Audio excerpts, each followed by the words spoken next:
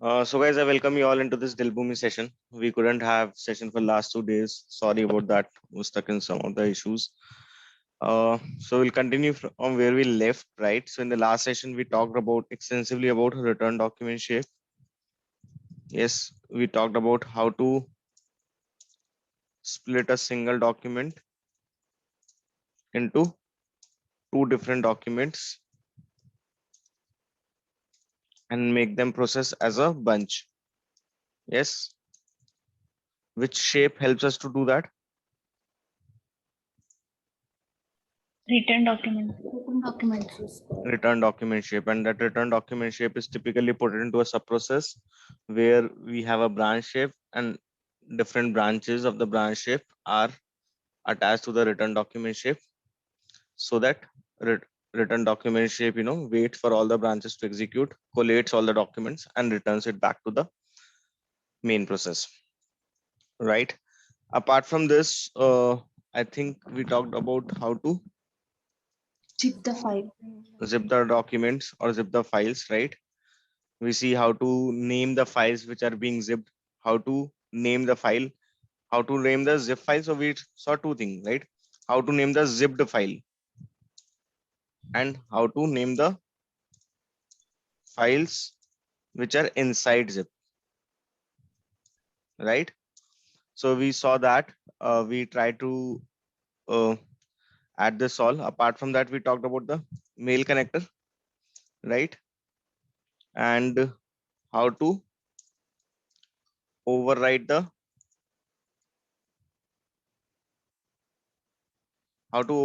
properties using mail, using which shape, using Set property shape. set property shape, right? We saw how to send attachment via email. Yeah, this is an important use case, right? When you are appearing for an interview also, this example can be told, can be explained. This is definitely very close to anything you will do in real time. The only difference might be right now we have lesser number of fields in the file. In real time, the number of fields might increase, but yeah, overall it will be same, very much similar. So we did all these things. Now let's take it one step ahead. I think we completed this example. Uh, so if you see over here now, uh, I think we have covered 70% of the shapes from both the categories for sure, right? There are a few more shapes which we need to talk about, which we have not covered. So first we'll talk about the business rule shape. Okay, an important shape to know about. So you can say business rule shape. This is kind of an advanced version of decision shape. Okay, so the challenge with the decision shape is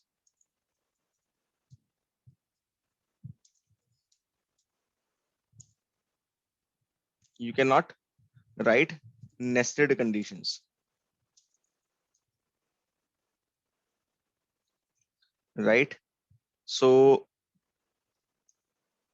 in real time, we will have a requirement wherein we might want to check if a equal to 1 and b equal to 2. We have to do some, we have to, let's say, print something. Yeah. So now with decision shape, what's going to happen is if we want to achieve these kind of use cases, I would not say that it's not possible, but then you have to use multiple uh, decision shapes for that, right? Isn't it?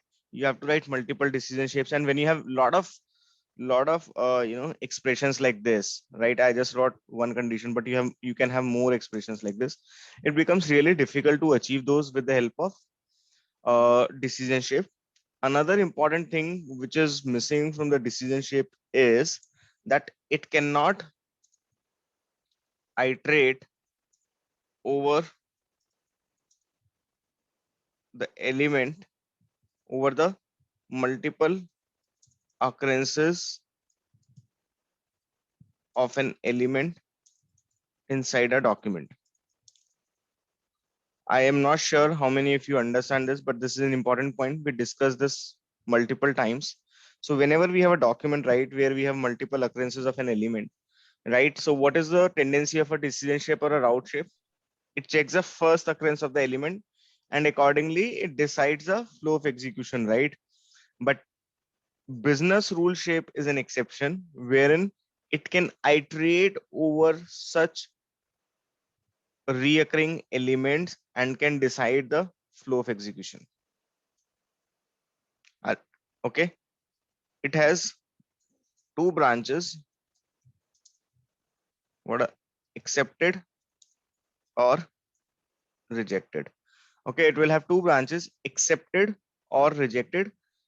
So let's say you have a document, right, where you have 10 persons data, and out of those 10 persons data, if one of the person data is also violating the condition which you have defined in the business rule shape, then the whole document goes to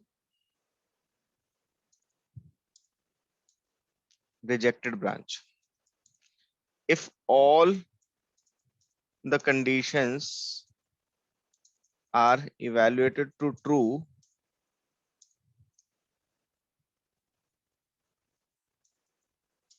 for all the occurrences of an element, then the whole document goes to which branch? Accepted. Goes to accepted branch. Next important thing, within a business rule shape,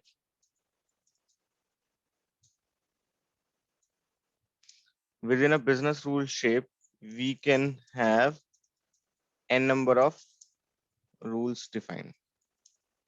Okay, so this is all theoretical. Let's look at it. How does it look like? So what I'll do is I'll just close this process, the one which we have been working on, and let me save and close. Save. I'll just close everything.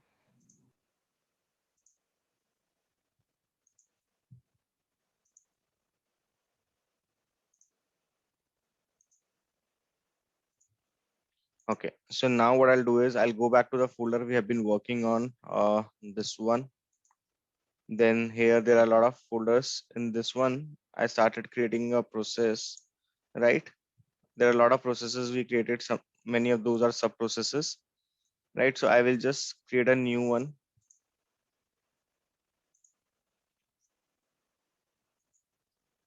Process.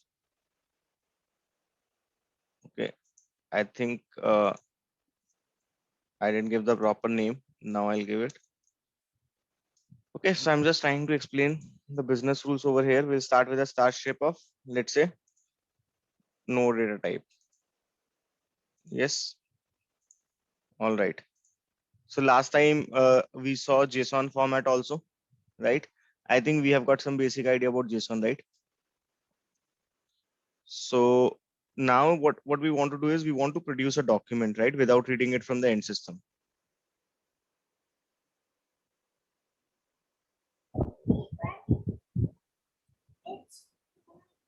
Yes. So which shape can we use?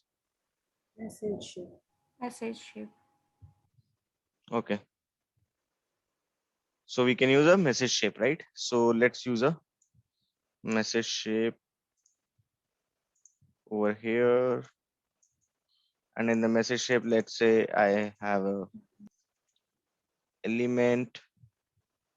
Okay, let's have it like this. Let's say we have a root. Within that we, let's say, have a name. Okay. Name is, let's say, Sumit. Then we have a closing of the root, right? Each starting element must have a closing element, right? So we did this. Now we go to business rule shape. So here this business rule shape is here. So the moment you drag and drop it, it will ask you some condition, right? What are the condition it is asking? Profile type, database, EDI, flat file, XML, JSON. So which one do we need right now? XML. XML, right? And let's say I will write XML name. I will say I want to create it manually. So which is my root element? Root, right? And what is the child element? Name, isn't it? The details which I have in the message shape, this is the profile which is going to represent that. I will just say okay for now. Okay. So this is how it looks. Let me show you again. I dragged and drop a business rule shape. It is asking me to choose the profile, right? Let's say I choose any of the profiles for that matter. Okay, I'm just using any profile for that matter. Okay. After that, you will see options to create some rules and all, but that's fine. Just hit okay. If you want to get rid of this, go here and say remove. Yeah. So we have a message shape, we have a business rule shape. Business rule shape has two possible branches: accepted, rejected, right? This is what I told. There are two possible branches: accepted or rejected, right? Okay, this is one of the certification questions also. Some of you who have already started writing the certification exams might see a lot of questions which I tell will be there, must be there in the exam also. Okay, so this is accepted, rejected. I'm just adding a stop shape for now, right? We will see the implementation later on. So now if you see the business rule shape, right, there is a section called as configure. I mean, the configurations are missing. So we'll double click on this. Now what does it say? It says get started with business rule. The business rule step allows you to create advanced logic and validations rule for your process. You can create multiple rules. So we can create multiple rules over here. You can click on this. You can create a new rule. So let's say I name it as rule 1. Okay. Likewise, you can have more rules also. This is like, let's say rule 2. Okay. So can you do multiple conditions evaluation over here? Rule 3. I mean, these are rules, and within each rule, you can have complex conditions. Okay. There is a project of ours, right, wherein we have to validate the payload with different conditions. And that's where you find we have used it extensively. You will find it very, very useful whenever you want to write some complex or advanced conditions, right? So we can define likewise multiple rules. Another important thing is, let's say you want to change the profile, right? A lot of people get confused where to change it from, because you go back, you don't see an option over here where to change the profile from, right? So you just double click on this, and here there is an edit button. And if you want to make any changes in the profile type or the profile, or you want to set a display name, you can do it from here, right? So you can define multiple rules. So for now, let's say I'll have two rules. Rule number 1. So it is asking me, so this, whenever you define a rule, there are 3 sections to it. One is an input section, another is the conditions, and third is the error message. Okay. Another important note I would want to write is business rule shape has inbuilt error handling. Okay, you will understand what does this mean. Okay, but then this is an important note. So what I want to tell you is, whenever you are defining a rule, there are 3 important sections. One is input, second is conditions, and third is error message. Now, until and unless you define any input, you cannot define a condition. Okay, and this error message is kind of optional, but input is kind of mandatory, right? So I will say input. So there are 2 options. This is again another certification question. What are the different inputs we can have for a business rule shape? What are the different inputs we can have for a business rule shape? Field and function. Field and function. Field and function, right? Uh, so field we know, right? It means from profile only. Correct. So we say field, we select field. And if you want to give some alias means what? Some name which you can easily recall, right? Instead of this, for example, I want to give alias as name. So I can refer this name which is coming from the profile only with the identifier called as name, right? I can give like this. This name, where it is coming from, it is coming from this. So this is one element, or this is one input. If I want to remove it, I can remove it like this. If I want to add this, I can again go field. And it is not mandatory we give alias. It's up to us, right? Okay. Now here we have something called as function. So in the functions, you have different types of functions. Yes or no? So let's say I take string function. In string function, you have left character trim, right character trim, white space trim, string append, prepend, concat, remove, to lower, to upper. Okay. And then you have string split also. But do you have anything which helps you to find the length of the string?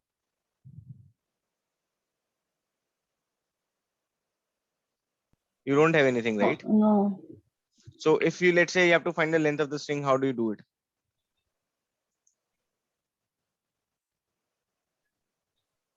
It's a very And I simple or a common use case, right? Which you might get. define So then in that case, you will have to go for custom scripting. You have to go for custom scripting. And in custom scripting, let's say we use JavaScript, right? So if you want to find the length of any string, you'll have to give some input string, right? Let's say I am saying in string. And what would be the output format? It will be length, right? So now let's say if you don't know how to write the JavaScript, that's fine. You remember I told about some Rex tester.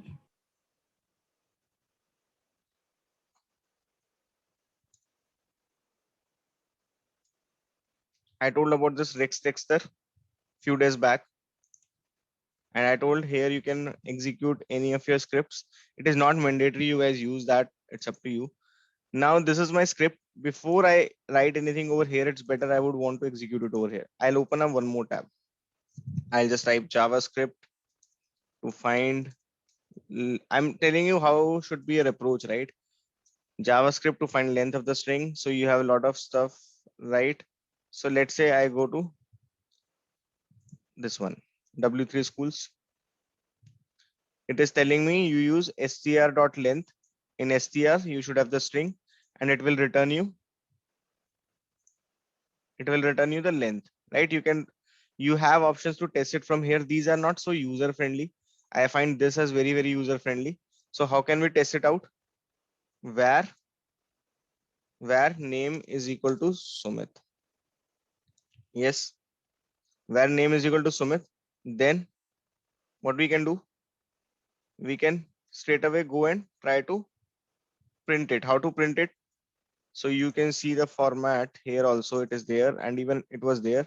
So for printing anything, let me do one thing. I think it's only direct print only. Print, what should we do?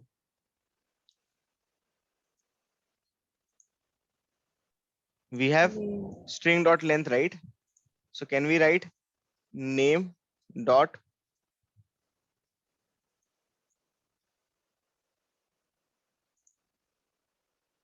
can you see we see length? Yes or no? Yes, it's simple. So you can go here. Now you have to make sure that whatever name you have used over here, right? Same name has to be used in your code also. So one common mistake which happens, I have seen a lot of times, people end up adding a extra space over here after the variable name. Okay, sometimes they do a copy paste from somewhere, and because of that, their code does not run and people don't understand what is going wrong. So we will write if, not if is not required. I'm so sorry. Where length is equal to what? In string dot, can we write like this? What was the function we use? String dot length, right? Isn't it? And you have to understand this in string, whatever I'm writing over here, this should match because this is the variable in which you are taking the value, right? So this has to definitely match. And similarly for output, this variable, the one which you're writing over here, and the one which is actually defined as an output parameter must match. Any questions?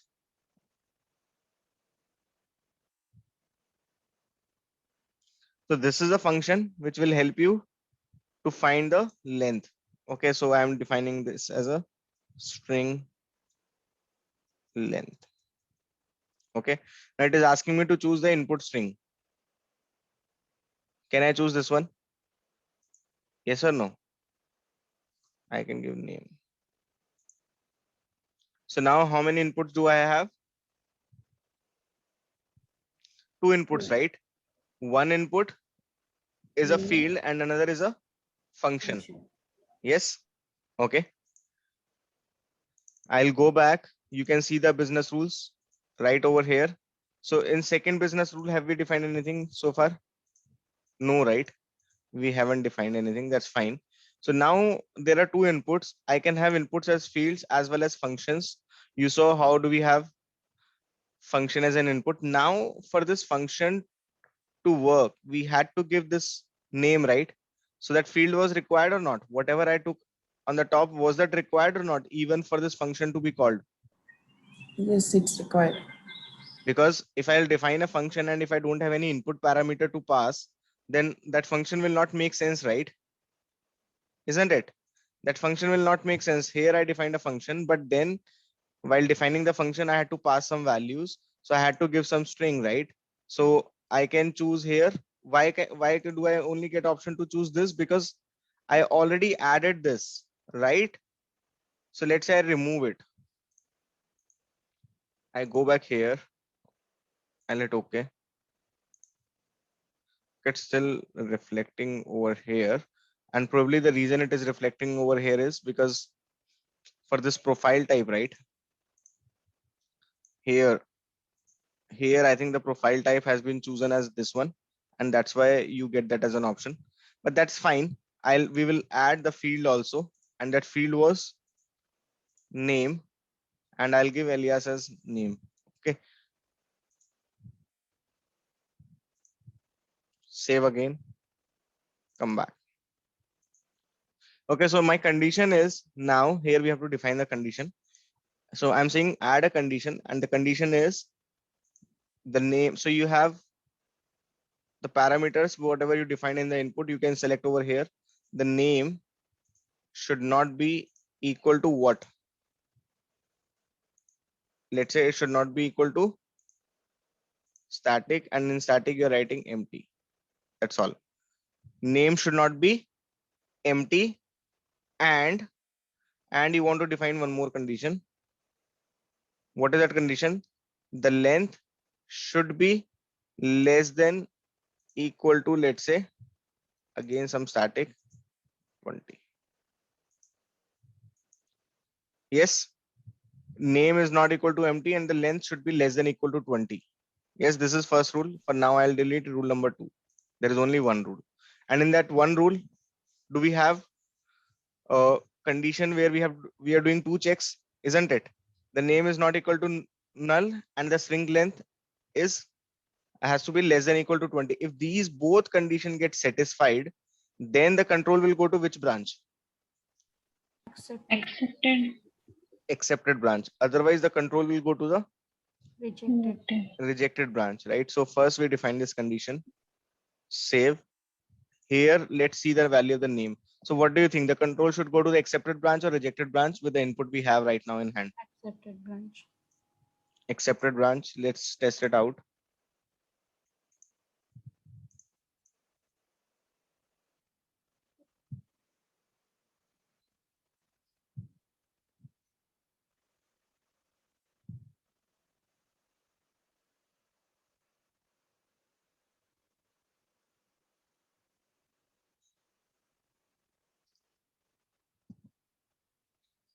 Okay, so now it's going to the accepted.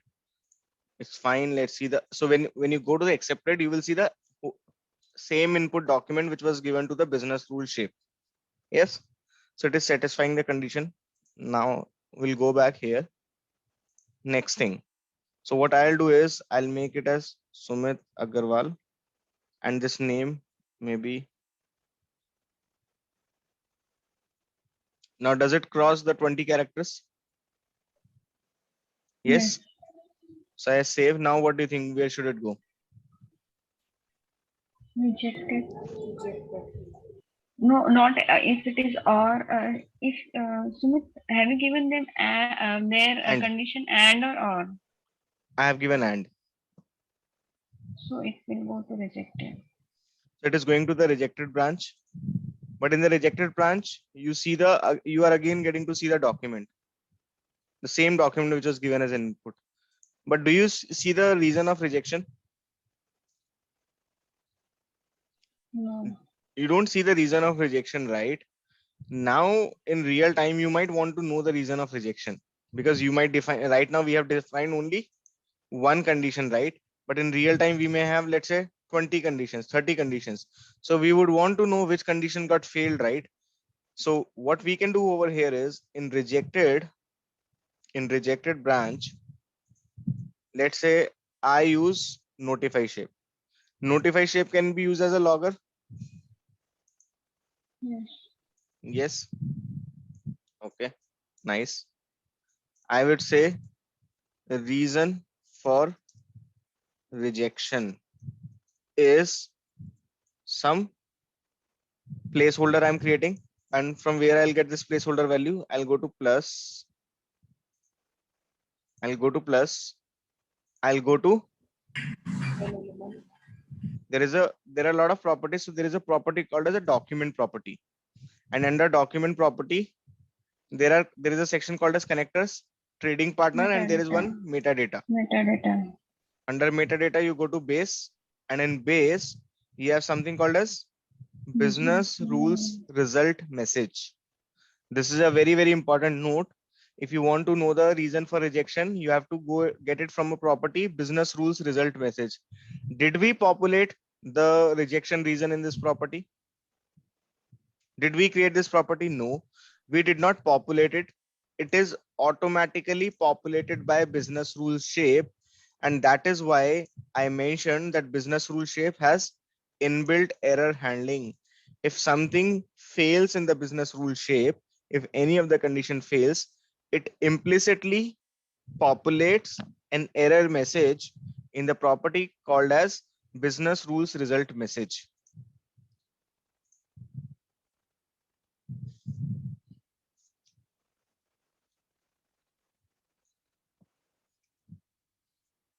So we come to the notify shape. So here, can you see reason for rejection?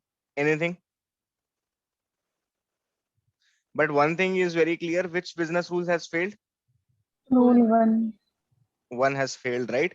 So it is giving you the business rule, but it is not giving you the exact error message, right? But it is definitely telling you that which business rule got failed, right? Isn't it? So for example, here I go and I define, let's say, one more business rule. Rule number 2. So now one problem with this is for each rule you have to define the separate inputs, right? So here I will have to say, let's say I give field, I'll say name, okay, and I'm adding a condition. Let's say name contains something static. Let's say Sumit. Yes, name contains Sumit. Okay. So how many? So here, if you see the input has Sumit, yes or no? And if I go back here, rule number 1, for this one, I can give a proper name. Let's say rule number 2. So how many rules do we have? Rule 1, rule 2. Yes or no? So now whatever input comes in, it will evaluate all the rules.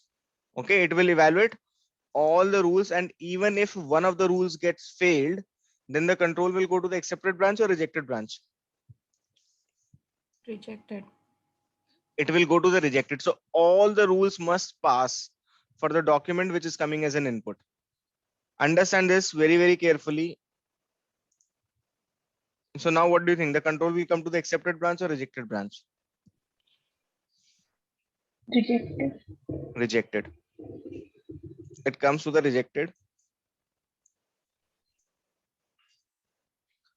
Do we see business rule 2 failing?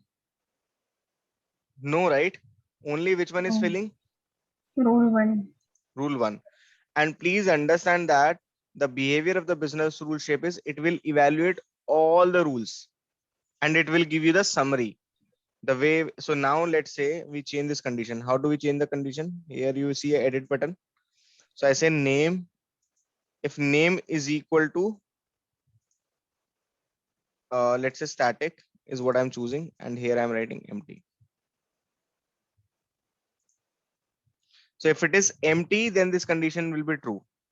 If it is empty, then this condition will be true. So in that case, what do you think? This condition should pass or fail for the input we have? It's fail. It should fail, right? Isn't it? So now I go here. The point I'm trying to convey over here is, let's say we have 100 rules defined. If let's say the first rule fails, okay, it should still go to the second rule. Can you see which all failed now? Rule 1 as well as rule 2. So that does not mean if the rule 1 failed, it does not go to the rule 2. It will go to all the rules, it will execute those, and it will summarize you like this. Now we get to see here the business rule failed, which one, right? If you want to give more user-friendly messages, right, you can go over here, go to rule 1, and here you can write the message. What you can write? Rule 1 has failed because either the name, and you can insert the value. How can you insert the value? Using like this. Okay, not, you need not to write like this. It will automatically take it. Because either the name was empty or the length. How can you print the length? Was greater than 20. So now you write like this. This, you have given the error message. You hit OK, save, run the test again.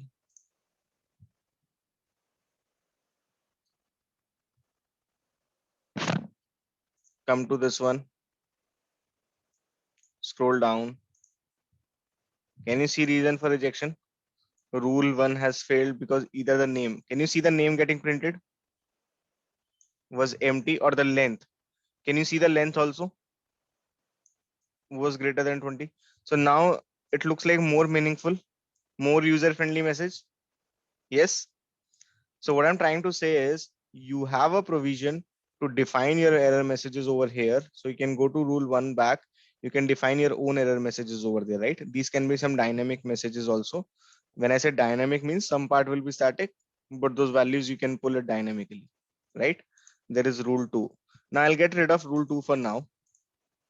Yeah, I'll get rid of rule 2, save, go back.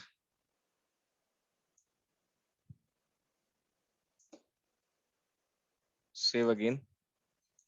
Now ideally I think it should go to the which branch? Accepted branch, isn't it?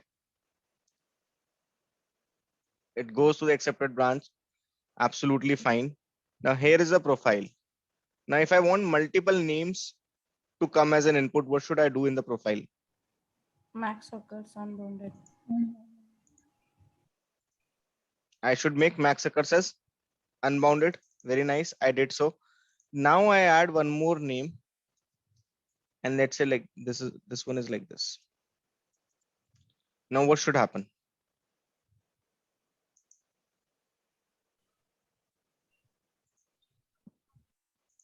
How many elements do we have with the same name? 2, right? If it was a decision shape, what would be the behavior of a decision shape? It will evaluate only one condition. It will Only first occurrence. The First first one occurrence. will execute First on occurrence only. one. it will evaluate only first occurrence, right? Which is absolutely correct, right? But let's see the behavior of the business rule shape.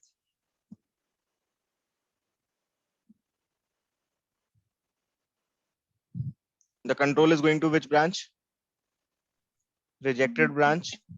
Yes. When you come here to the notify shape, what does it say? Rule 1 has failed because either the name was null. Actually, it took name, right? Name value was empty, or the length 4 was greater than 20. So here the issue is the value which was coming as an input, right, was empty. It took the null, yeah, null as the string, the length 4, No, because we didn't. no, actually what it has done is it has kind of clubbed two error messages because we have two documents, right? Yeah, I but think. we don't have a string, any string with 4 length, whose length is 4. Yeah, I think you're right. It has taken null as Yeah, string null and as a calculate. 4. Yeah. I don't know why it is doing like that.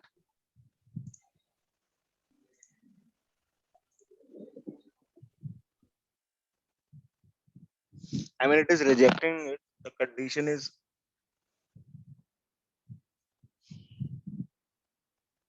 it should not be equal to empty. And let us check it one more time. Yeah, you are right. I think it is checking the. So rule 1 has failed because either the name and it took name as null, and I don't know why it is evaluating to string. Actually, this is a bug in their component only is what I feel, because they are clearly telling it was so this is what we added, right? And it has failed because of this only. Because it has failed because of this only, but ideally we should not have seen the length as 4.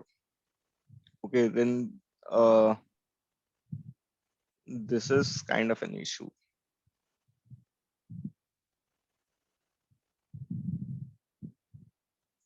That's fine, we'll see to it, because this length 4 actually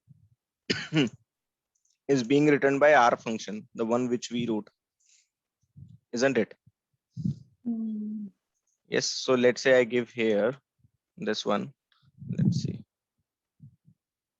It says length is 0, right? Okay. But I don't know why it's going null in this case. Let me try to write it like this. Maybe that will make a difference.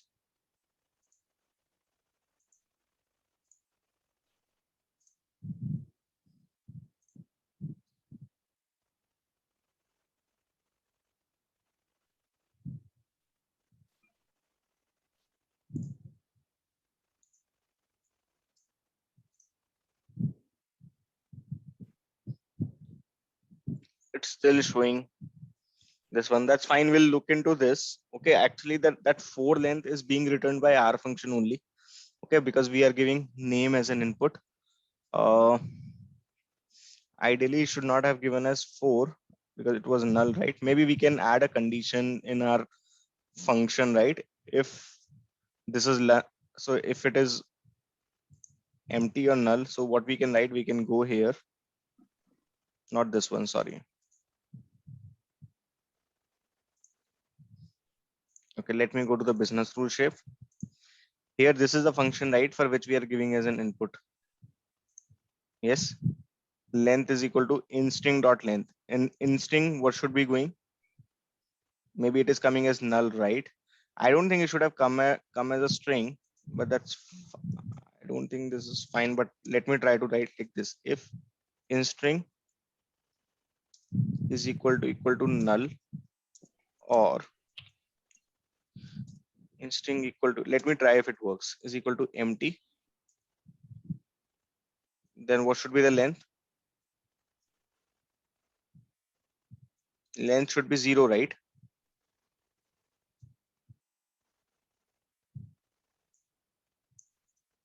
Isn't it?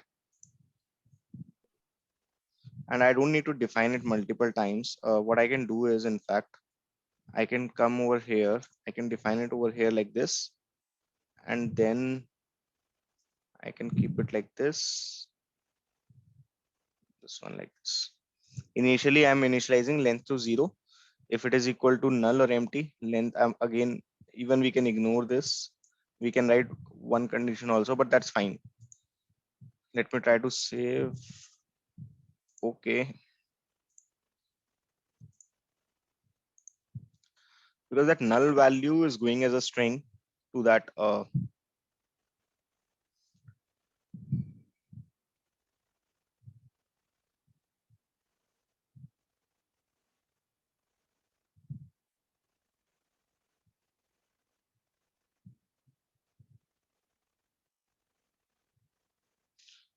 business rule failed, error executing custom script, found or if sticker to null, blah blah blah. I don't know what's wrong.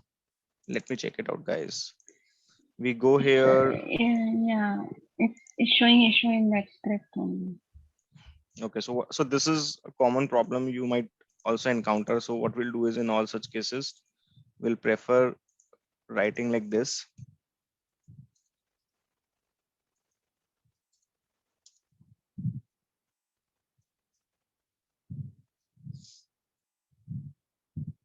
So now it is saying there is a problem.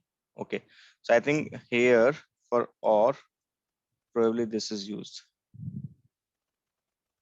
Is it working now? So we can print what we need to print. The length, right?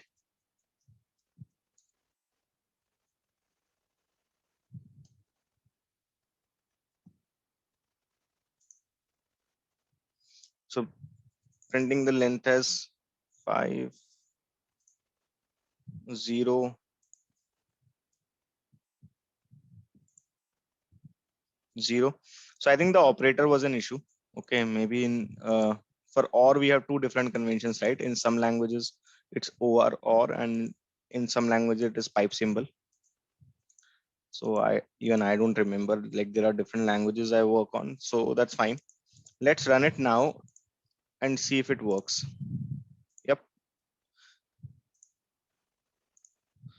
So you'll realize, right, why that compiler is helpful, right? Because it helps in debugging the issue really fast, right? So it's going to the rejected branch, which is fine. Now let's go back. It's still saying 4, right? And why it is saying 4? Because the issue is actually it is not considering it as a length null. It is considering it as a string. So I'll add one more condition to get it going.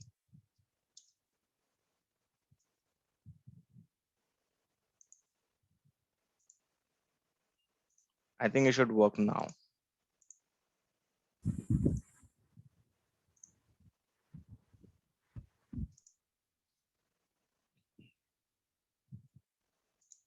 I'll go here. We'll come back over here. What the fuck is happening? I need to see, guys. I don't know why this length is coming as 4 again and again. I really don't understand why it would come as 4.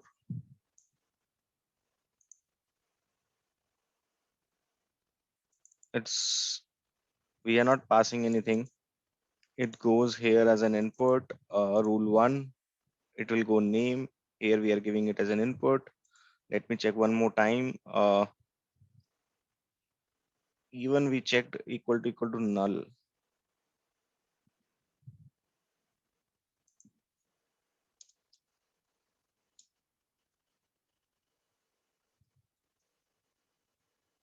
I don't know if it is capital null. I don't know.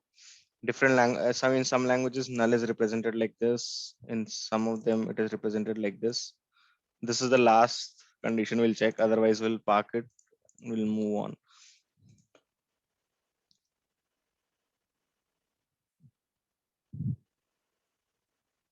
Okay, let's come back here. Let's see the condition. Okay, it is still saying 4. Maybe I'm missing something which is important because it is clearly saying it is null right over here. But I think it is somewhere getting typecasted. I don't know. Maybe the data type is character. How it is getting typecasted, I'm not sure. But that's fine. let's come back to the point. The point is we'll find some way. There are a lot of ways we can figure it out, but here it was clearly saying, the length is 0, right? When we try to pass null, it is saying length is clearly 0. So there is some issue happening over here, right? We'll figure it out. So right now there were two inputs which were going to this particular business rules. One was name Sumit Agarwal and another name is kind of an empty element, right? It goes to the business rules.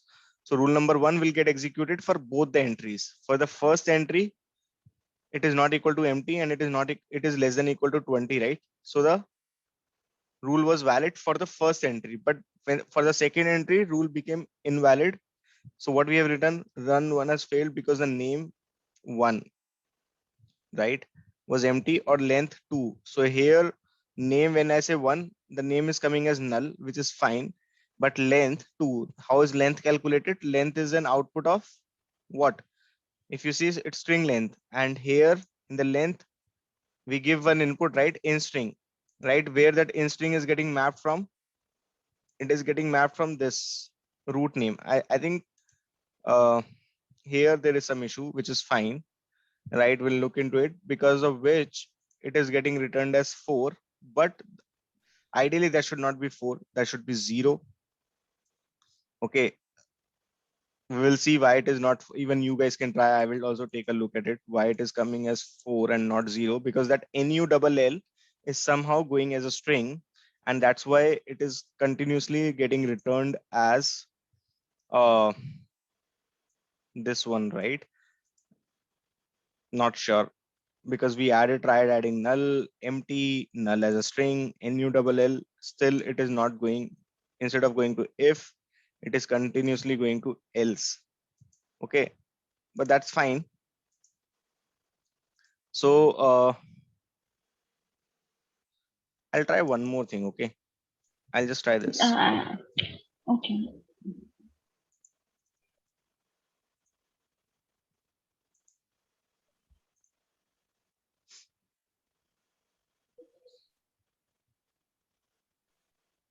With here, I have one question. Can I ask? Yeah, you can ask. So for one string, will it be checking? Will check only two condition, like if it is not empty, and if it is like less than or equal to 20. For one string, it will check both the, like for one occurrence, it will check both the conditions. Yes. Or but we have given and condition. Okay, so it is not null. That's why. Yes. Sorry, I was confused. That's fine. So I think we have an issue here, which we'll try to figure it out, but I think we should not spend more time. We already tried to see. The issue is the length should not come as 4, rather it should come as 0, right? I showed you here in the compiler, it is coming at 0. So somewhere either it is getting typecasted, it is becoming like this. Okay, so when it becomes like this, we try to run it, we get 4, right? And that's why we are getting also 4. But I try to check with this null. Okay, it's not working. We'll take a look at it, guys. That's fine.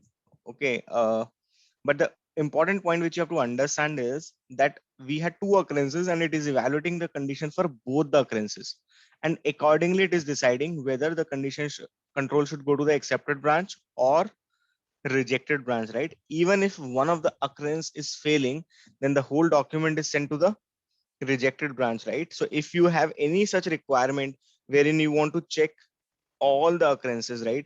So in that case, you will use a business rule shape, right? And in case you do not want everything to go to the rejected branch, but still you have a nested conditions to write. So how can you achieve in that case?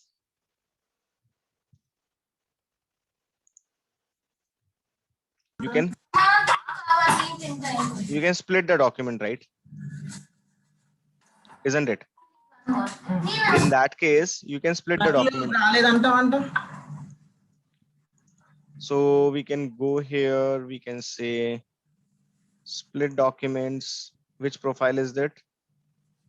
XML profile, split element, name it. Okay, say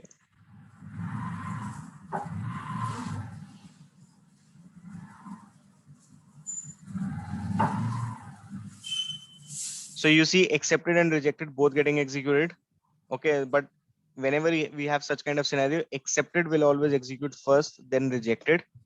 Okay, so how many documents in accepted? One. And which one should be this one? Sumit Agarwal one, right? And how about this one? This should be the one, the empty name one, right? Isn't it? So it is working as expected. But how can we prove accepted is getting executed before rejected? Guys, someone is not on mute. Continuously there is a background noise.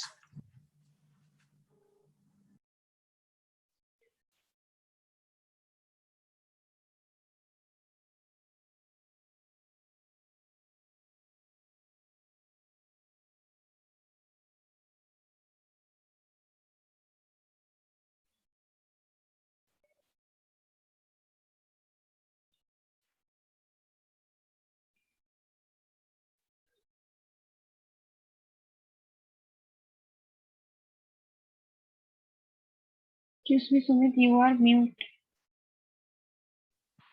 Yeah, I'm sorry. I don't know when I went on mute. Maybe instead of muting that person, I muted myself. Okay, I'll repeat. What I was saying is these accepted and rejected, if any scenario comes in where we have multiple documents, some of the document qualifies for accepted, few documents qualify for rejected. Even in those cases, accepted always executes before rejected, right? Accepted branch executes before rejected branch, right? And how do we prove that? We had a stop shape over here. We uncheck this flag, right? And when we uncheck the flag, the control is not going to the rejected branch, isn't it? Any questions on this, guys?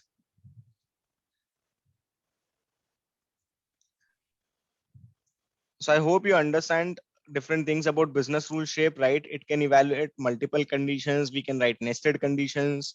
It can check the multiple occurrences of an element. It has two different possible branches, accepted, rejected. It has got inbuilt error handling. If you want to retrieve the error message, then there is a property called as business rules result message, which can help you to retrieve the error message, right? These are 4 or 5 different things which you need to know, that it can have, fields and functions as an input. So you saw here how it can have fields and functions as an input, right? Any questions here?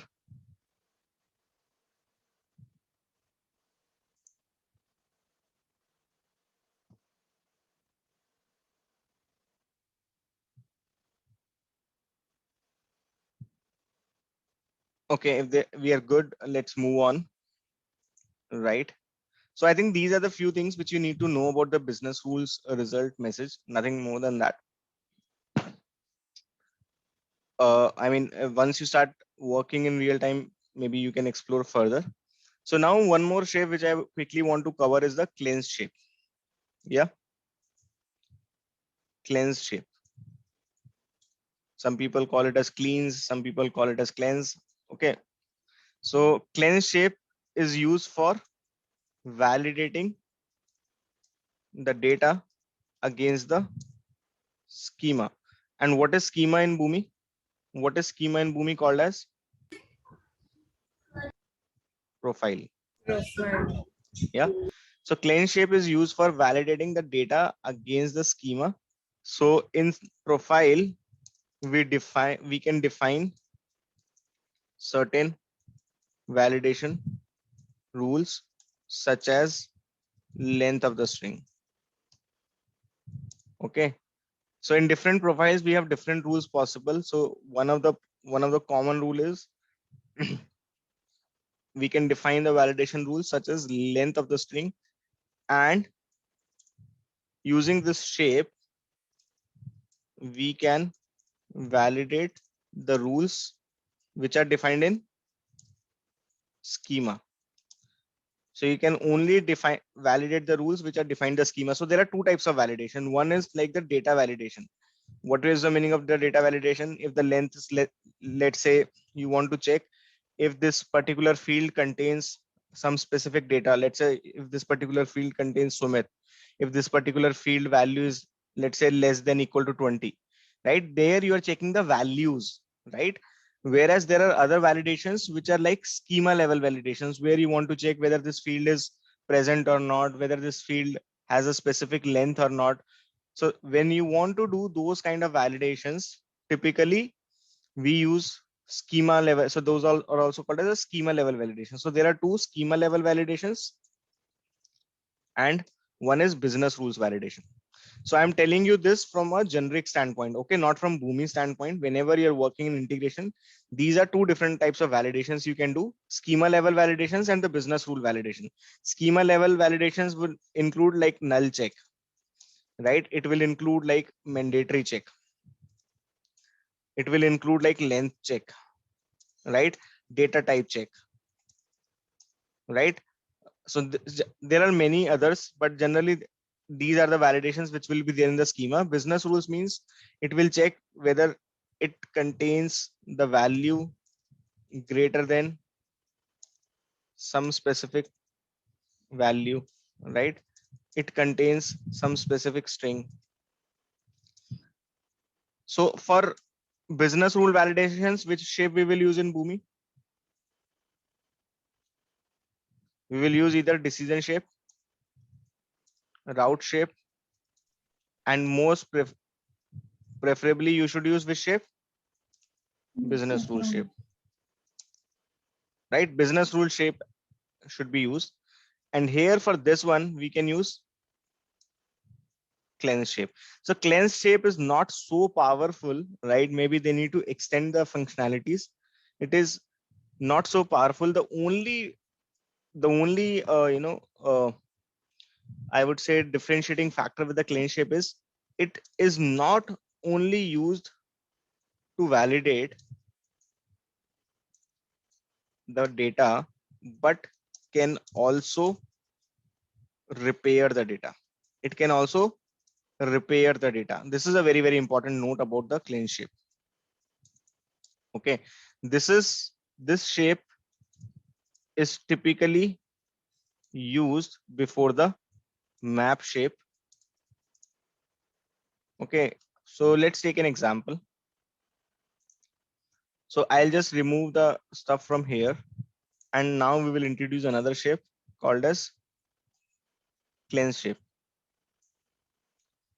So what are the two possible branches we have?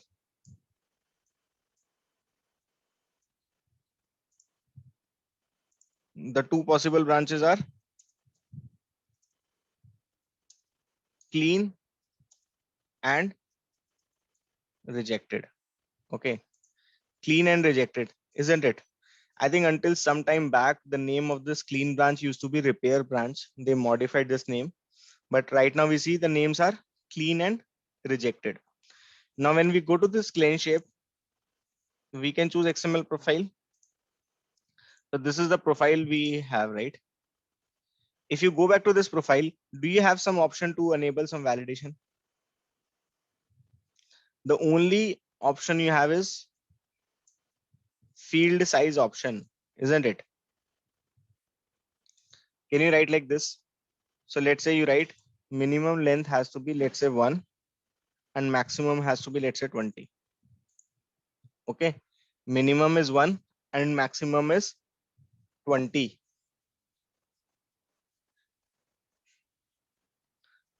Are you guys following it? So this is the validation which you enable at the profile level. And what it can do is cleanse shape can validate those field level validations. So now when I disable, you have to make a note of it. Go to name, I disable this. Okay, I will disable this, save and close. Do you see any red color symbol over here? No, right? Now I go back to this profile. I enable this validation. I say save and close. Can you see this red color symbol?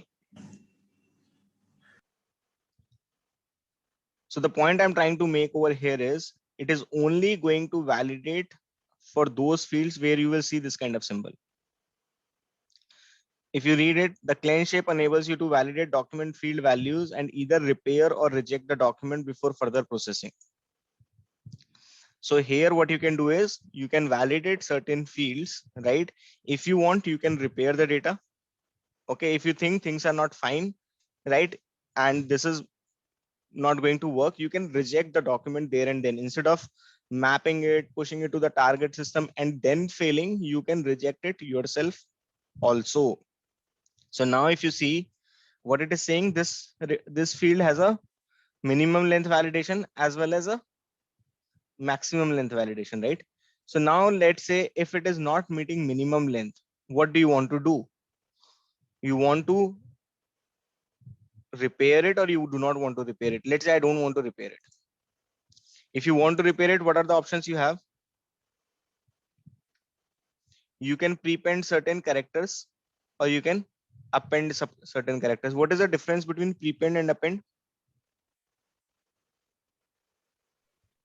Prepend is character will be prepended before the original string, and append is after the original string. Very nice. So prepend means, for example, if my string is, let's say Sumit, let's assume that if I prepend something, it will get prepended over here, right? And if I try to append, it will get appended over here, right? So now I'm saying if it is not meeting a minimum length criteria, I do not want to repair it. But what I want to do, I want to reject it.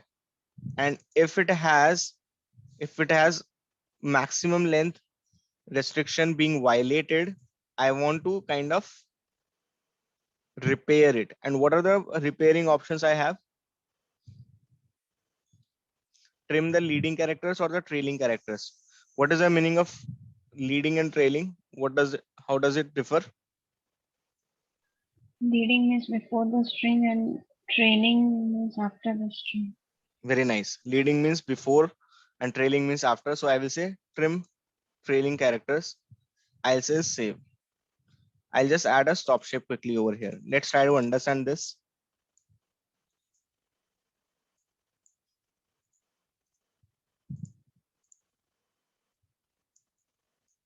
So right now what I'll do, I'll pass only one string, okay, for now.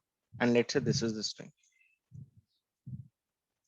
Only one string first of all. So what do you think where the control should go? To the clean branch or the rejected branch?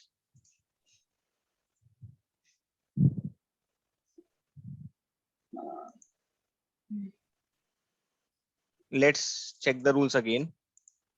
If it is a minimum validation is not matching, right? Minimum length validation is not matching. We are saying reject the document. If it is matching the minimum length validation, but it is not matching the maximum length, then we are asking to trim, right? So in this case, which criteria will fail? Reject. It will reject the document. It should reject the document is what I also feel. Let's check it out.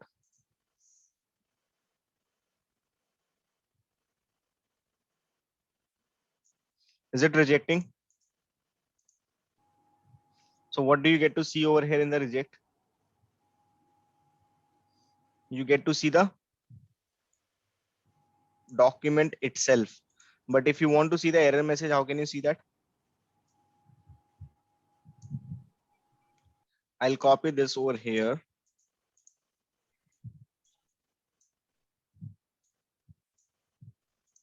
What do we need to modify? This document property, right? So instead of document property, which we used earlier, there is another property called as cleanse result message. Which one is that? Cleanse result message. I will save. I will run it one more time.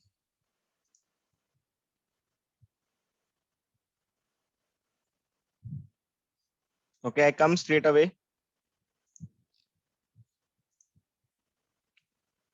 So what it is saying?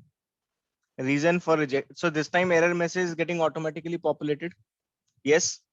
Reason for rejection is cleansing failed on data element. This one. Message thrown was element is shorter than minimum length. What is the minimum length? What is the minimum length we have defined? If you go back to the profile, we defined some minimum length, right? That is 1, and it is not meeting that criteria because the length was 0, right? So here it means in this, when we were using that JavaScript function, the length was not getting evaluated correctly, but using this, the length is getting evaluated properly. Yes or no? And it is not meeting that. So in the business rules, we had to populate the error message. Was it giving the error message exactly what is going wrong? It was just telling you that which business rule is failing. But was it giving you the error message? No, right? We had to populate the error message, isn't it? If you remember here, we had to define this error message, right? It was just telling you that which business rule is failing. But here, is it giving you the error message also implicitly? Yes or no? Now, if you go here and let's say you change name to Sumit, what should be the behavior, guys? It should go to the clean branch or the rejected branch. Clean branch. It is greater than 1 and less than 20, right? So it should go to the clean, no doubt about that. It is fine. It is working absolutely fine. Okay, perfect. Now we go back here. Okay. So I increase the length. The length is greater than 20. So what should happen? Should it go to the clean or rejected? So if you go to the clean shape configuration, what you have told is if it is greater than 20, then you have repaired it. How you have repaired it? By trimming the trailing character. So it will not go to the rejected branch. Okay. Or it will go to the clean branch only. But when it goes to the clean branch, your data will get modified. How will it get modified? It will, Trim the training characters. yes, it will trim the trailing characters.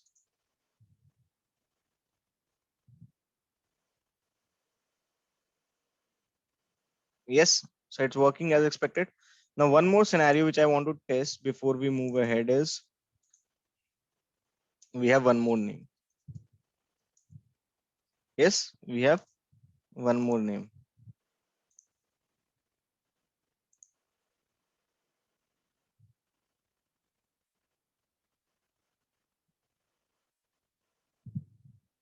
Now it is going to which branch?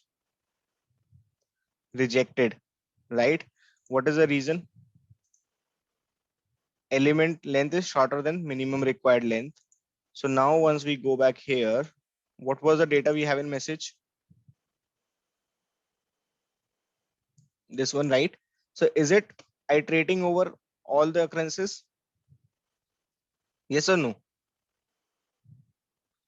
Is it iterating over all the occurrences or not? We have two names. First name should have gone to which one? First name was right, right? There was no reason of failure over here, but there is one more element name, right? And that name is not meeting the criteria, right? So let's say I write name and this one I write Sumit, only Sumit. Let's run it.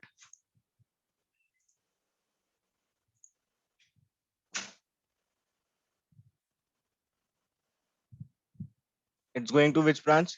Cleanse, right? Because both the occurrences are absolutely fine, right? But now if you go back, right? If you go back and you change one of the occurrences also, let's say you make it as this one, second one is empty. So it will only go to the rejected branch if it is iterating over both the occurrences, right? If it is not iterating over both the occurrences, then the control should have gone to the clean branch, right? Because the first one is not violating the condition. But since it is iterating over both the occurrences, that's why the control is going to the rejected branch. So your business rule shape iterates over multiple occurrences as well as cleanse shape iterates over multiple occurrences. Are you guys following this? Yes. Any questions? All right, so we'll wind it up. Guys, I planned an API session,